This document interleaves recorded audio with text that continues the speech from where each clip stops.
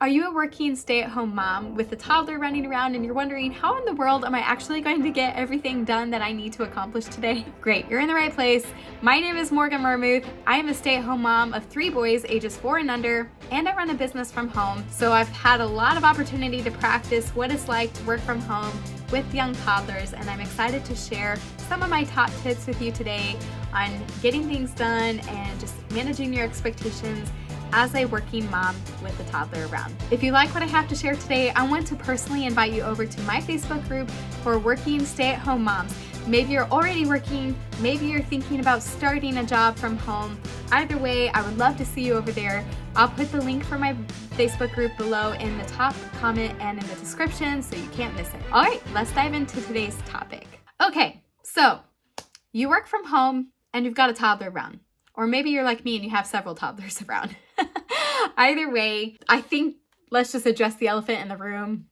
And that elephant is called interruptions. Why did I just do that? Okay. Anyway, but yes, you are definitely going to have interruptions as a work from home mom with toddlers. Unless your kids are going to daycare, they're home and they don't always understand that you're working and they can't just come up and ask for animal cookies or goldfish or their favorite show or whatever it is that they're asking for.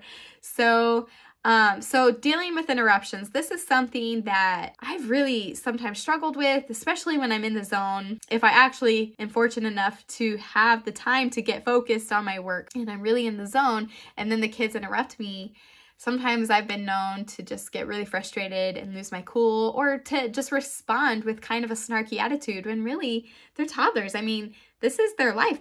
You're their mom. You're the one that provides for them most of the time. And so they're not really doing anything wrong and asking something of you, but it's just hard when you're on a thought track and it gets interrupted. So what do we do? How do we deal with these interruptions from a toddler? Something that really, really brought breakthrough for me, and it was very recent actually, is managing your expectations around interruptions. We work from home, and if we are choosing to work with our kids around, then we need to expect interruptions. And I think sometimes I just kind of didn't expect them. Like I guess in a measure I did, but I got frustrated every time they happened.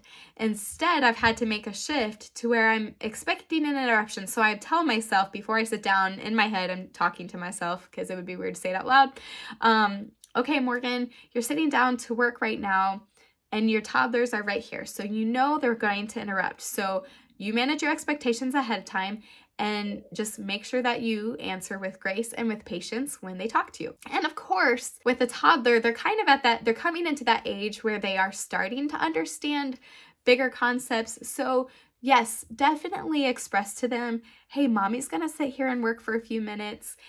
So I would appreciate if you could just try to play to yourself, watch this show, however you're going to allow them to be on their own for those few minutes while you're working, even though you're with them, so they're not like completely alone. But just expressing to them what your intentions are and helping managing their expectations. But then when you sit down, just really have that expectation like, okay, yes, they're going to interrupt. It's okay. And of course, because you are dealing with the kids around and you are dealing with interruptions, it's important to try to find time that you can work without interruption. That is important. But if you're working with the kids there, you just need to expect the interruptions. And I think just simply managing your expectations around that is really going to help your response.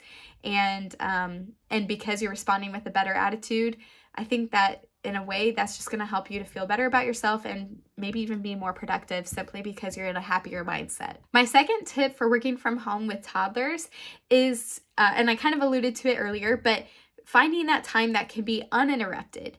And so a lot of times that's when they're sleeping. Utilizing nap time if they still take naps, or working before they wake up or after they go to bed. Those are other options. And maybe it's self-explanatory because obviously there's only so many windows of time that you can't be interrupted. So maybe you already are working when they're sleeping, but you could take that a step further by making sure that you're ready for that time of your day. So say I'm going to work when the baby is taking his nap.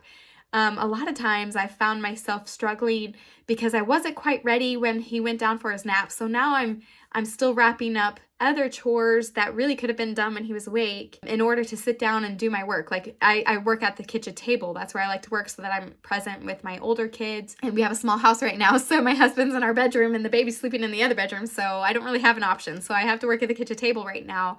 And that's okay. If the kitchen table isn't cleaned off, so I have an actual space to work with, well, then I'm sitting there cleaning the table off when the baby's sleeping. And that could have been time that I could have been using towards being more productive in my business. So knowing that you can work while the baby's sleeping is good, but it's even better if you can plan ahead and be ready so that you have your tasks already prioritized. You know, as soon as that baby's head hits the pillow and he's sleeping, I'm going to dive into these projects or these tasks that require more focus.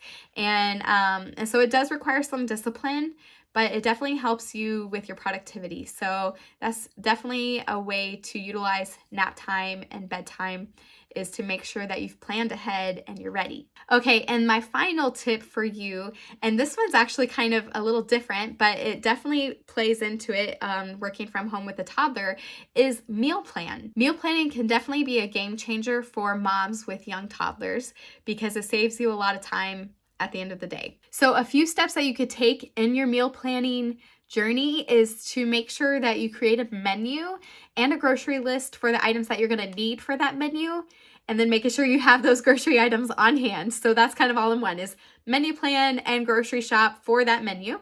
Another way that you can streamline the meal planning process is to meal prep in advance. So chop vegetables, peel them, just really kind of anything you could do ahead of time, all in one setting. It definitely works a lot better. So like batch cooking your meals. If you, like we like to eat ground beef, so a lot of times I'll buy a 3-pound pack from the local grocery store and cook 3 pounds in separate dishes and separate pans. You don't have to do them separately. I just do it to keep it simple in the math in my head. And so like I might put onion in one of them because I'm going to cook that meat and season it for spaghetti for one night, and then the other meat might be more plain because I'm going to use it in a different ground beef dish, and then the other one might be more like a Mexican seasoning for chimichangas or burritos, and so, or tacos. And so just kind of cooking as much as you can ahead of time, batch cooking and batch preparing your vegetables and your fruits, and just chopping, peeling, everything all ahead of time, because once you're in that setting and you're doing those types of tasks, you could just totally streamline a lot of them. And you're going to save more time doing it that way versus cooking each meal and preparing the vegetables for each meal on each independent day. So definitely try to combine as many of those tasks as you can. And like I said, create a menu and a grocery list, and that'll help you stay organized. You won't even have to stress like on a work day after you've already done all of that preparing. What am I cooking tonight? Oh, what do I need to do? Oh, do I need to set out this meat to thaw? If it's already cooked, you're already halfway done with your meal. And so I've definitely found that to reduce stress and help me to get a lot accomplished with my young toddlers. And like I said, it's funny because we're talking about working from home with a toddler, but meal planning is definitely a huge part of making your work from home life successful. Okay, well, I hope that this has given you some form of value today. Did you find it helpful? I would love to hear about how this video has helped you in the comments. If you like what I've shared and you're interested in more information like this, then I want to invite you again over to my Facebook community for stay-at-home moms that are working from home or who are about to start working from home.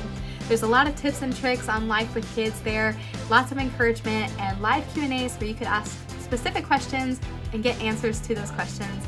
At least I'll do my best anyway. So anyway, I hope to see you over there. Until then, you have a great day. Take care of yourself, mama, and bye for now.